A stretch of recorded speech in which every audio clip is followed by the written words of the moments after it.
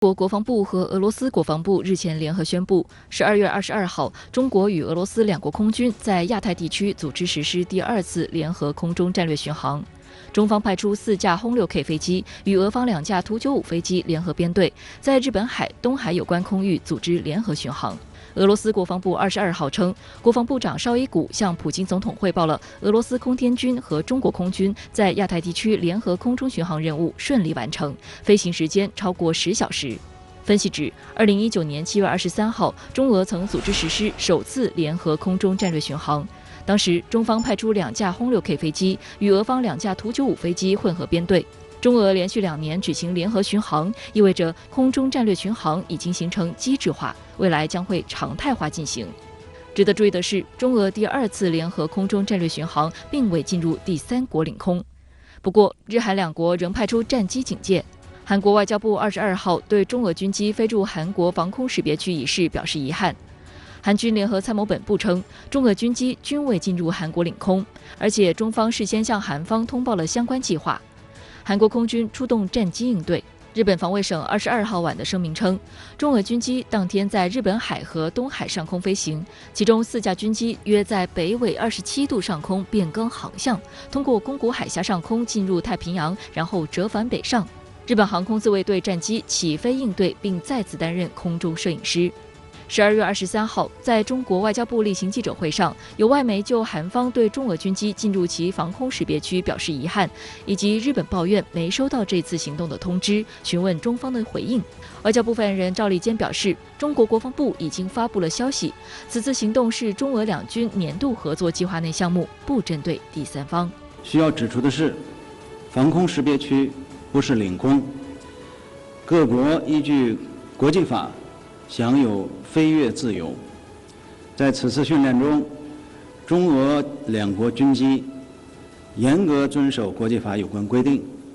没有进入他国领空。有分析指，中俄两国空军再次进行联合巡航的战略意义重大。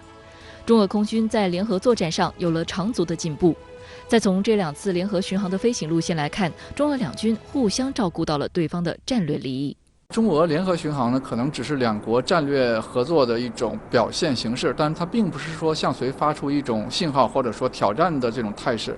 实际上，更多的表明了一种意图。中俄在这种西太平洋地区，在这种亚洲的东部地区是有着类似的这种利益的诉求的，那么也有着类似的安全考量。俄塔斯社23号称，俄中外长22号通电话，全面梳理了双方在国际和地区事务中的密切合作，对两国今年的相互协调与配合感到满意。在通话中，拉夫罗夫表示，应坚决反对美国破坏多边主义的行径，抵制美国对俄中的打压，维护两国的共同利益，维护国际稳定与合作。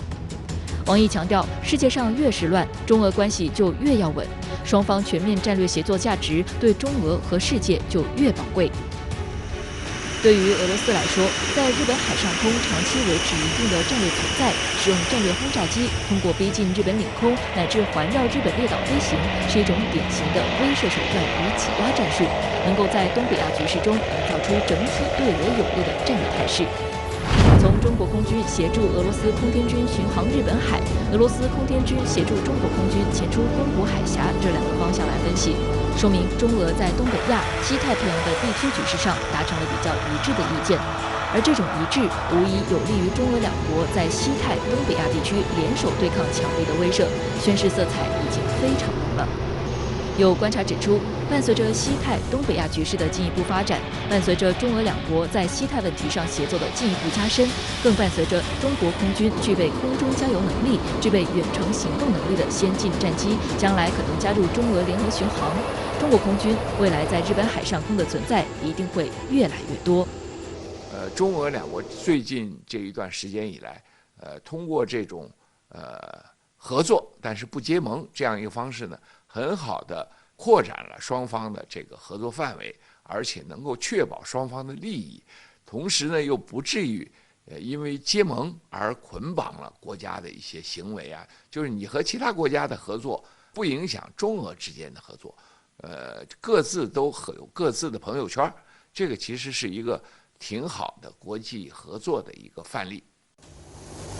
对于中俄军机第2次联合空中战略巡航，美国官方没有发声，但美国媒体就借此炒作。美联社称，在美国与俄中两国的关系同时变得日益紧张之际，俄罗斯和中国的轰炸机在西太平洋地区执行联合巡航，是向外界显示莫斯科和北京正在深化军事合作关系的一个信号。报道称，在此之前，俄罗斯和中国一直称在两国之间的新时代全面战略协作伙伴关系，否认两国可能结成军事同盟的任何说法。但不久前，俄罗斯总统普京表示，俄中在理论上存在建立军事同盟的可能性。美国国会山新闻网站称，一些人担心中俄将成为军事盟友，但俄中关系将如何发展，很大程度上取决于美国的外交政策。美国和西方也要好好想想，冷战真的符合美国和西方的利益吗？如果中俄真的结盟，也是被美国和西方给逼的。也有分析指出，中俄轰炸机联合巡航除了背后的战略意义，对中国空军轰炸机未来发展也有很强的现实意义。战略轰炸机的一个重要特点在于航程远、飞行时间长。战略轰炸机需要的维护保障比较复杂，往往部署在远离一线战场、具有较好保障设施的机场，而且基地比较安全，对方攻击比较困难。实战中，战略轰炸机往往在后方机场起飞，甚至进行跨洋飞行实施打击，这对轰炸机的远程长航时飞行提出很高要求。长航时飞行有利于轰炸机灵活规划航线，可以通过不同的航向，从多个方向对目标实施打击，提高打击的灵活性、突然性和持续性。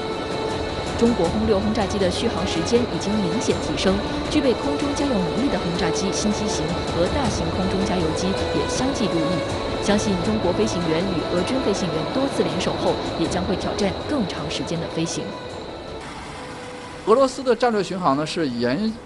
延续自冷战以来的一种战略行动。那么它只要它的条件允许，俄罗斯就一直在做。虽然中间呢有所中断，但是应该说几十年来呢，俄罗斯这个传统一直有。远程的轰炸机具备很好的航程和这种载弹能力的轰炸机，我们过去是不具备的。今天我们看到中俄战略巡航呢，使用的是中国最新型的轰6K 型的轰炸机，这表明中国目前呢是有能力、有装备实现这样的巡航的。